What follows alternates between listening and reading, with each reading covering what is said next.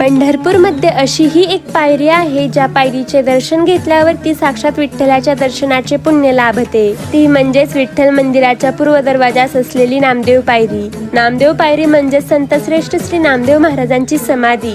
वारकरी संप्रदायातील संतश्रेष्ठ श्री नामदेव महाराज हे ज्ञानेश्वर महाराजांच्या कालखंडात होऊन गेलेले एक महान संत होते। संत नामदेव प्रत्यक्ष विठ्ठलाचा निकटवर्ती सखा होता। नामदेवांनी बनवलेली खीर खाण्यासाठी भगवंताला विठेवरून खाली यावे लागले। ज्ञानेश्वर माऊलींच्या समाधीनंतर भगवत धर्माचा प्रसार करत ते पंजाब पर्यंत पोहोचले।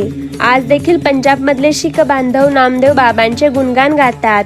पुढे जाऊन संत शिरोमणी असलेल्या नामदेवांनी जिवंत समाधी घेण्याचे ठरवले व त्यानुसार त्यांनी विठ्ठलाला साधू संतांच्या चरणाची धूळ माझ्या माथी लागावी म्हणून मंदिराच्या पायरीची जागा मागितली। नामा म्हणे आम्ही पायरीचे चिरे वरी संत पाय हिरे देती। त्यानुसार त्यांनी आषाढ वैद्य त्रयोदशीला संजीवनी समाधी घेण्याचे ठरवले व त्यांच्याबरोबर त्यांच्या कुटुंबातील सदस्य तसेच नामाची दासी म्हणून ओळखणाऱ्या संत जनाबाई अशा 14 जणांनी देखील याच ठिकाणी समाधी घेतली।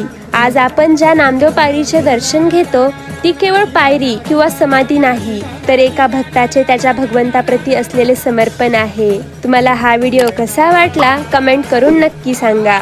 रामकृष्ण हरी।